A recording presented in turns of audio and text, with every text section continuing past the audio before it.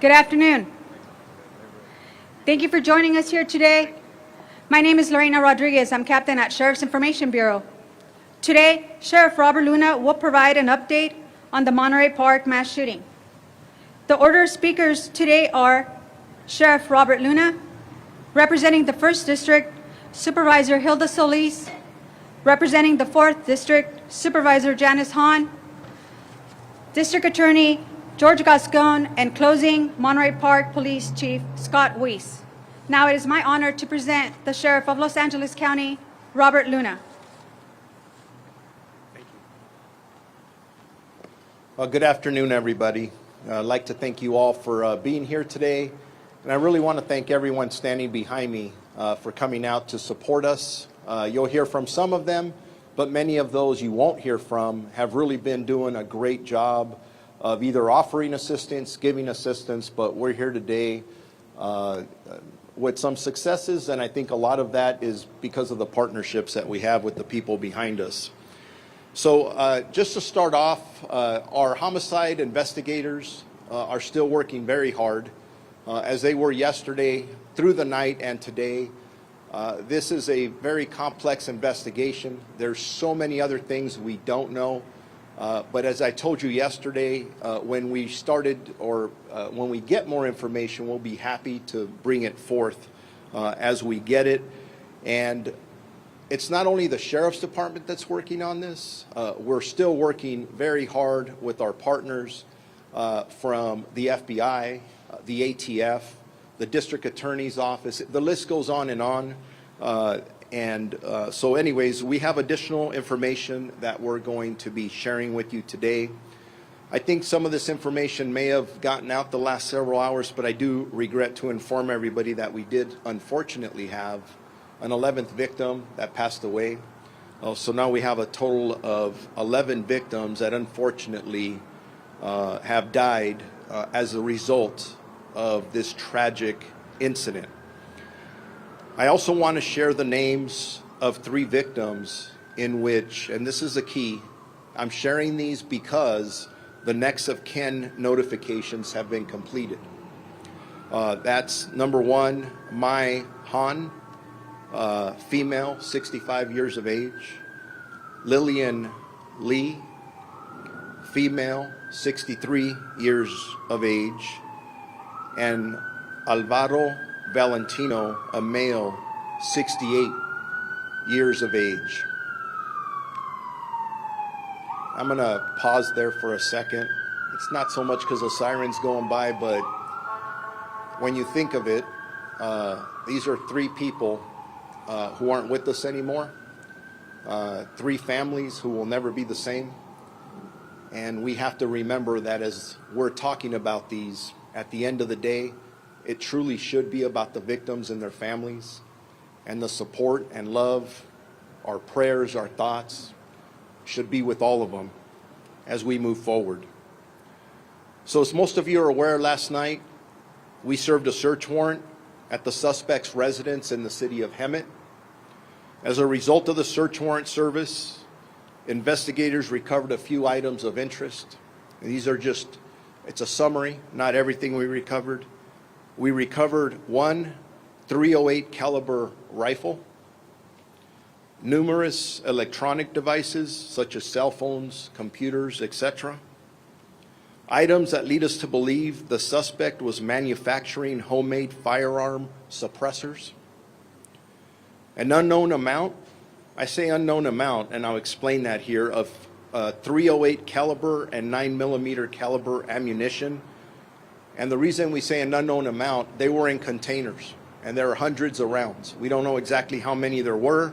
A lot of loose ammunition, so eventually, you know, we'll get to exactly how many of those were. From the Monterey Park scene, where the victims were assassinated, investigators recovered a total of 42 shell casings and a large capacity magazine. So 42 rounds were fired by the suspect at that location. Investigators also recovered a Norinco 7.62 by 25 handgun from inside the suspect's cargo van. That's the handgun that you saw being recovered from the van yesterday afternoon. That firearm was registered to the suspect. There was also clothing that the suspect wore during the commission of these crimes, and that was also recovered from the van. We have also learned that the firearm, which was wrestled away from the suspect at the Alhambra scene, was a 9mm caliber semi-automatic MAC-10 assault weapon. I want to emphasize that all the firearms recovered still require additional forensic ballistic examinations and comparisons that we're doing with our partners, as well as additional investigations into the origins of where the suspect got those weapons. A lot of work to be done there, but we don't want to leave any stone unturned. We are still not able to release additional information and photographs of the weapon, and that's one thing I was pushing our people to release the picture of the weapons that we recovered, but there's still witnesses that need to identify some of these things, and if we put them out there, it starts impacting the investigation. So that's why we're not releasing pictures yet. Regarding the suspect's background, he has a limited criminal history with an arrest in 1990 for an unlawful possession of a firearm. I'd like to take a second to also thank Mr. Brandon Stye for his heroic action, which saved countless lives. He's the hero that disarmed the suspect at the Alhambra location, and in my opinion, saved many of lives. Originally, we put out that there were 2 people. We find out ultimately, as we normally do as these things get investigated, there was only actually 1 person who disarmed them. But as you know, we're trying to put out information. It was preliminary, so there was 1, and that's his name. And what a brave man he is. The Langley Center continues to be open for victim resources and next of kin notifications, where we are being assisted by a lot of partners who have come forward, embracing all of the victims, different organizations, and I can't tell you how much I appreciate them. And they're going to be needed for weeks and months and who knows how long to come, so thank you very much for your efforts on that. And then I just want to remind everybody, and the other speakers will speak, I'll come back up here, I'll answer as many questions as I can, but just please remember that our investigators, along with our partners, continue to investigate all the details. There's a lot of stories coming forward. We're not ignoring any of them, but we've heard some things that just are second, third-hand information, and the investigators are siphoning through all that information to make sure that we determine the motive. We still don't have a motive, but we want to know the motive behind this tragic event. And the FBI continues to collaborate with us in that portion of the investigation. And then finally, before I turn the microphone over, I would like to thank Chief Weiss and the Monterey Park Police Department, the Federal Bureau of Investigation, the Bureau of Alcohol and Tobacco and Firearms, the District Attorney's Office, the California Governor's Office of Emergency Services, and the United States Department of Justice, the Los Angeles County Medical Examiner Coroner's Office, and all the various agencies that assisted us. And like I said yesterday, I'm getting calls all the way from our Attorney General. I spoke to our governor before coming down here, and he has been very kind in offering not only his condolences, but his support for anything that we may need. So with that, I will turn it over to Supervisor Hilda Solis. Thank you. Thank you, Sheriff Luna. I represent the 1st District. My name is Hilda Solis, and included in the district the communities of Monterey Park and the city of Alhambra. For the last 2 days, as you know, we have seen just a tragic mass shooting take place in the city, our very own city of Monterey Park. Trauma, deep loss for many families that are suffering. We are all grieving. All of us are grieving. And I continue to have the families of those who lost a loved one in my thoughts and in my prayers. The chief medical examiner was able to identify 2 of those victims. You heard some of that already from our sheriff. The 65-year-old Janice Hahn and 64-year-old Lillian Lee. All of the county is with those that have lost their lives. First, I'm grateful for the swift and united actions of our law enforcement partners, the Monterey Park Police Department, the Los Angeles County Sheriff's Department, the Torrance Police Department, the FBI, and other law enforcement agencies that assisted in keeping our public safe. Within a day, they were able to identify and secure the shooter quickly without causing more harm to our community. And I'm also grateful to the medical personnel at LAC-USC Medical Center and other nearby hospitals for continuing to treat those that were injured. Unfortunately, as we heard, one person who was critically injured succumbed to injuries and passed away last night. We know that their path to healing physically and mentally may be long, but they will not be alone in their journey. I'm coming directly from LAC-USC Medical Center, where I visited with at least 2 of the survivors. One was going to be released today. Another one will be released in time, but are both recuperating. And you could see in their faces their spirit to fight and the fact that they are resolved that they are still here. And they want to be with their families, and they want to know what happened to the others on that. I also visited earlier with some of the folks here, the Langley Senior Center in Monterey Park, to see what services our county, LA County, and the community are providing. And that is, I can tell you, without a doubt, some of the best resources that I have seen united at every level, the federal level, the state level, the county and the city, and community groups, the Red Cross, including other organizations. My hat goes off to our DA's office as well for doing all that he can to help provide services on site and on time, and to all of us. Our Department of Mental Health, physicians and psychiatrists are on hand, and they are there, able to speak the different languages that are needed and provided for these families. And also, they're providing legal assistance that's being offered there to the families, which is much needed. I've also seen the support that we've received from communities like the Chinatown Service Center and the Sushai Center, the Red Cross, and many others that were there. As our law enforcement partners work diligently to determine the motive of the shooting, and as details continue to emerge, we have learned that we have true heroes. And we heard about one earlier that the sheriff spoke about.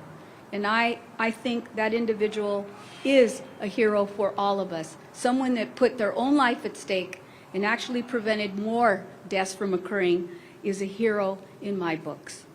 Thankfully, members of our community, also our men and women in uniform, fought also to protect our community. So I personally want to thank them, and had an opportunity to meet with some of the staff from Monterey Park Police Department who were there, who are also going to need help, also going to need assistance. So we need to be there. It isn't just a one-off that we're going to be here one day. The county will remain there for a long time. And we continue to mourn with all of the families. I also want to say, I want to thank the Governor of California, Gavin Newsom, who last night was also here. He visited with one of the patients, I believe, at LAC-USC, and also toured the Langley Center.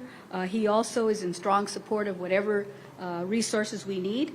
Last night, I also had the privilege to receive a call from our president, President Biden, who asked me what was needed here. And I told him, we just need more reinforcements. We need more help. We need to stop this type of violence in terms of guns, and also to provide more assistance by way of mental health services, not just for the community of Monterey Park, but for the entire AAPI community, and in particular, some of our senior centers that service that community. So again, I stand strong with you. LA County mourns with you, our community, but we are here to serve.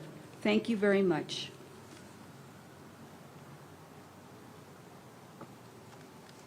I'm Supervisor Janice Hahn, and I am currently the chair of the Los Angeles County Board of Supervisors.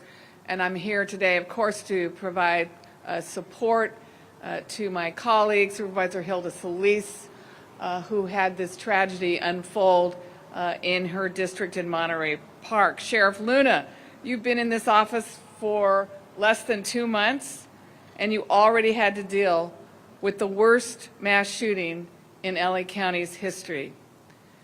Watching you yesterday, I want to thank you for your grace and dignity in how you handled it. Also want to thank our governor for reaching out and for offering resources to us. Los Angeles County is in mourning, and as chair of the Board of Supervisors, I ordered our county flags to be lowered to have staff in honor of the victims of this tragedy. Certainly our prayers continue to be with the family members of those who were murdered, a number that's tragically increased this morning to 11, as well as all those who continue to suffer from their injuries. Thank you, Supervisor Solis, for taking the time to go and visit those in the hospital. I'm sure that meant so much to them. And as our Sheriff's Department continues their investigation and works to determine a motive, I want to take the opportunity to recognize the good police work that brought this terrifying situation to an end yesterday in the city of Torrance. As law enforcement conducted a massive manhunt in the early hours of yesterday morning, the suspect was in Torrance, miles and miles away from the scene of the crime in a nondescript white van. But because LA County Sheriff's Department made sure that they got the information out to all law enforcement agencies in the county of Los Angeles, Torrance patrol officers were able to spot this van and help bring this dangerous situation to an end. Thank you again for the idea of cooperation, for the idea of sharing information among all agencies, working together, collaborating together.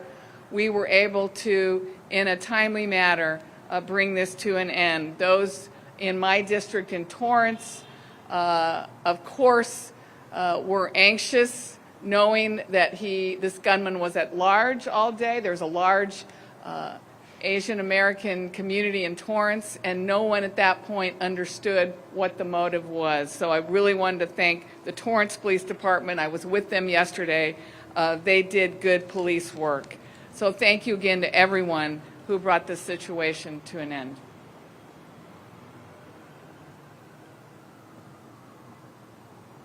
You know, this was a moment that was supposed to be a moment of celebration, not only for the AAPI community, but for many of us that have friends, family members in this community, and one individual with guns caused this incredible tragedy.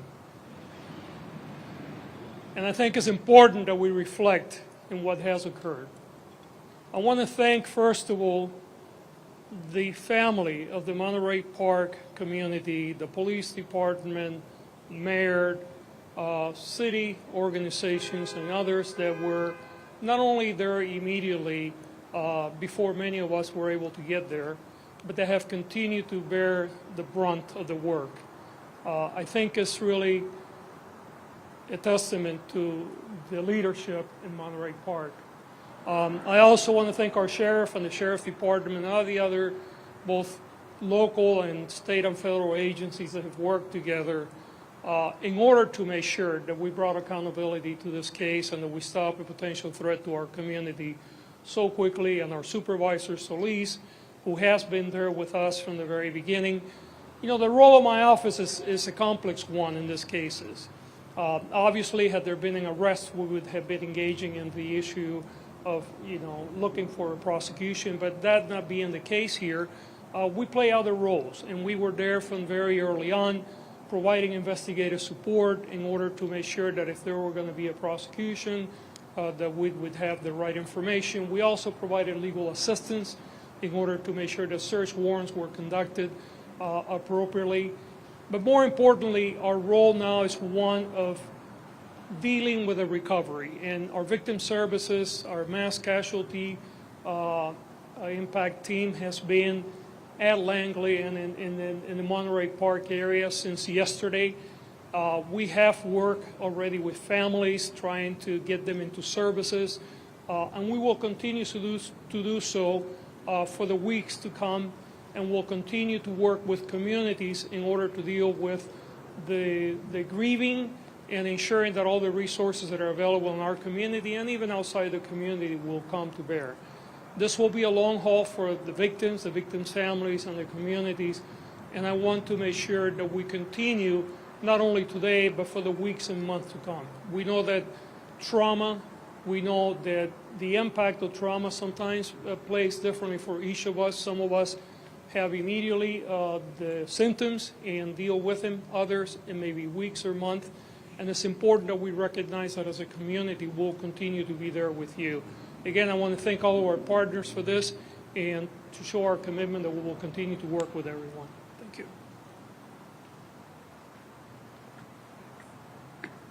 Hello, everybody. I'm Scott Weiss, the Chief of Police, Monterey Park PD.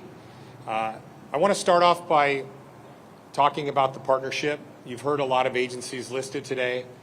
There's no way that my police department could have worked through this without the help of everybody you see behind me. Not just the partnerships locally and county-wide and federal, but the partnerships amongst all of the law enforcement agencies in Los Angeles County. I'm a relatively new chief. I've been in an acting role for a few months, but I was sworn in Thursday night, 2 days before this event. So it's a little bit of trial by fire for me, but I had a lot of chiefs help out when I needed that assistance. My focus now, as it has been from the beginning, is the safety of our community in Monterey Park. We have a lot of events that are going to come up in the next few weeks, one tonight. My officers are dedicated to make sure that everybody that comes to our city, all of the residents that want to come out and grieve, are safe. We will be there. We will always be there, and our diligence and our commitment to the community will never stop. I also want to talk a little bit about the wellness of my officers. I had one of the youngest shifts that I have on the job there that night. My 3 young female police officers who had only been on the job less than a year, they made entry into that building knowing what they were going to run into without any hesitation. From the moment the call came out to the moment they went through that door, we're talking about minutes. They didn't think about what they were going to encounter. All they thought about was getting in there and helping the people that needed help and stopping that gunman. They're feeling it today. I've sat down with each one of them, and I guess kind of like that father figure that the chief becomes, kind of wrap my arms around them. My whole department has collapsed onto them to make sure that they're safe, and they understand how proud of them I am and how proud the department is of them. They want to stand that line. They're back on duty, or they will be soon, but I need to make sure that my officers are safe, and officer wellness is a huge part of being a police officer in today's age. Officers get a bad rap. And I can tell you, I have 77 of the greatest human beings on the planet that work for me. They dedicate their lives to the city of Monterey Park, and they will go into whatever danger they see in front of them to make sure our community is safe. We will continue to do that, and I love each one of them. At this point, I'm going to open it up to questions.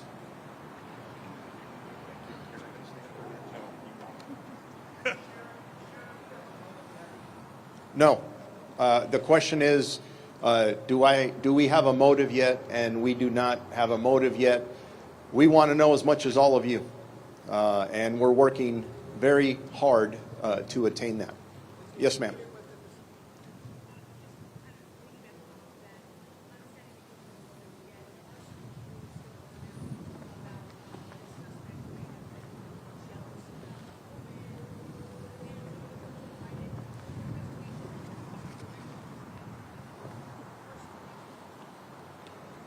The question is, there's information out there that the suspect may have committed these crimes, and I'm paraphrasing, due to jealousy or some relationship issues. We're hearing those things too, but have not confirmed any of that information. It's part of what our investigators are diligently looking into. Question about the timeline. Did the shooting start in the parking lot? And also, what time did the Monterey Park alert you that it was a shooting? And also, why did it take 5 hours to alert the public that there was a shooter on the loose? I'm going to let the Monterey Park Police Chief answer the first part of the question. I'll come back and answer the second. So our 911 dispatch received 911 calls about a shooting in progress at 10:22 to 10:23. Within the 30 seconds, we received numerous calls. My officers were on scene within 3 to 4 minutes. Once we stabilized the situation, which means my officers dealt with all of the people fleeing the business, both the ones that were shot, the ones that weren't shot, the whole thing. They then suited up and went inside. So imagine a crew, people coming out and my officers swimming upstream to get inside to stop the problem. Once we stabilized the scene, did our search, made sure there was no hiding suspects, and set up our perimeter, we do an assessment. It was very clear at that point that we needed the Sheriff's Department's help, and when I got there in about 20 minutes. I don't live that far away. I walked the scene, and it was very clear to me that I couldn't handle this on my own with the people I have. It was going to be too much of a burden. The partnership that we have with the Sheriff's Department in Los Angeles County is very, very close. The first call went to Sheriff's Homicide, and that began the process. My next call, quite honestly, was to Sheriff Luna in the middle of the night. What time? I think I woke him up about 11:30 maybe. I'd have to look at my phone, don't quote me on the time, but I texted him, he called me back, we talked about what was going to be needed, but his people were already rolling at that point. So within a few minutes of us assessing what it was, that's when the call went out for help. Did the shooting start in the parking lot? I'll leave that up to the sheriff, but we had one of the victims in the parking lot outside.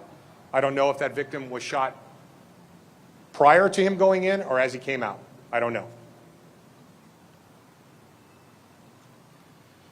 So to answer that last question about the shooting outside versus inside, we did have one victim who was shot outside of the dance hall in a vehicle. And we believe, and again, I'd like to tell you this is exactly what happened, but we're still putting it all together. We believe that that victim was probably shot before he started his rampage going inside. In regards to the previous question you asked, in regards to the hours in notifying the public, I believe we put out a statement. I don't have the time in front of me of when we put out that statement. I know when I arrived early in the morning, those were questions we were asking each other in trying to weigh not only assisting the victims, trying to investigate this, and the other priority of apprehending the suspect. Our detectives had done some really good work and felt they had some really good clues. When we started putting out public information, the priority was to get this person into custody. So we were very strategic in the way we were putting out information. Ultimately, it worked. We will go back and look at, as we always do. Nobody is as critical as we are to ourselves about what worked and specifically what didn't work, and evaluate that and see what the weight was and determining what the public risk was at that time.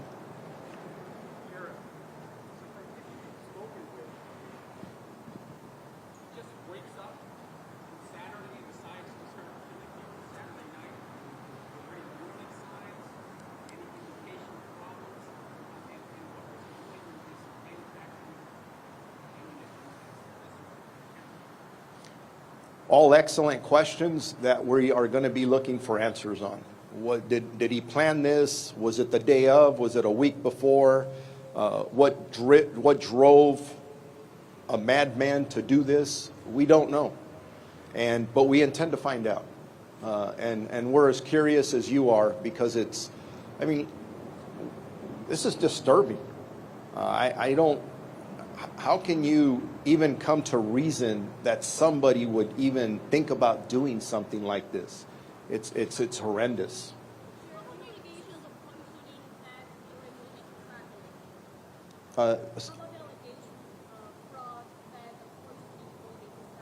Oh, allegations about family poisoning. We've heard the same information. I believe the information we have is that the Hemet Police Department put that out. I would recommend you call them.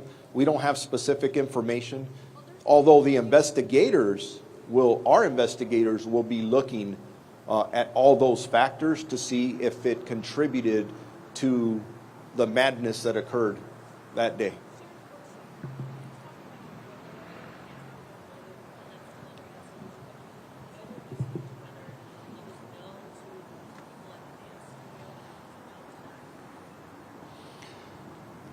Was the suspect known to the individuals at the dance studio?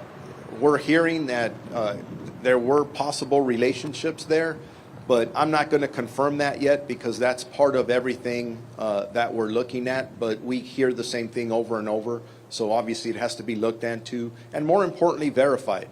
Because I'm getting a lot of questions in the last 24 hours about information coming to all of you. It's second and third hand information. It seems like a lot of people definitely have opinions. Everybody has a perspective. But what we're finding out is it's not supported by facts and evidence. And we're in the business of reporting facts and evidence the best that we can. So.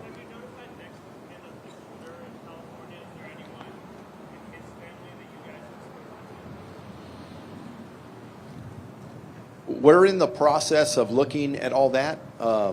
I'm trying to, the question is, have we talked to any next of kin for the suspect?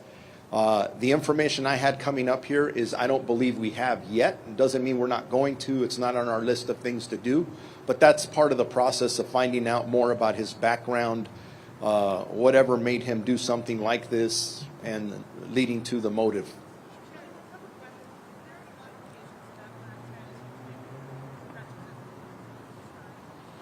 He was making, were there any modifications to the weapon that was found? You were talking about the weapon that was recovered, where?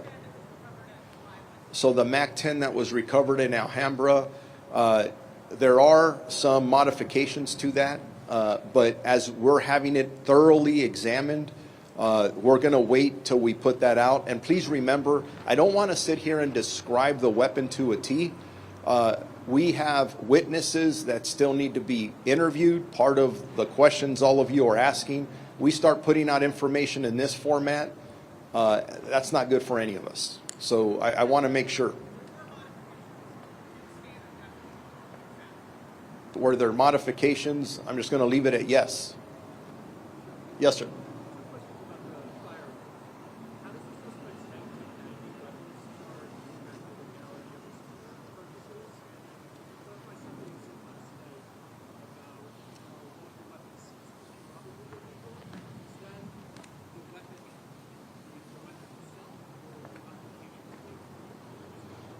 So the question is, if I understand it correctly, the modifications, again, to the weapon and the arrest when he was arrested in 1990.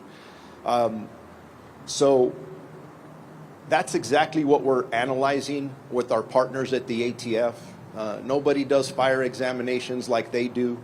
So we'll look at that. And what gets confusing, and I will not try to explain, is remember that California has some of the most strictest gun laws in the country. But then you look back historically over the last 10 and 15 years, there's been modifications. So if you look at somebody who may have been arrested back in 1990, maybe then it was or was not illegal, and what it is today, maybe not only a firearm, but a potential modification, and even the magazines being used. So a little bit more complex. It's part of the puzzle that we're trying to put together, but very good questions. Yes, ma'am.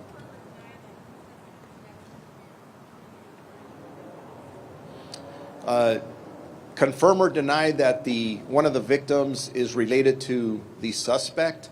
At this point, we don't have any evidence of that, but that could change.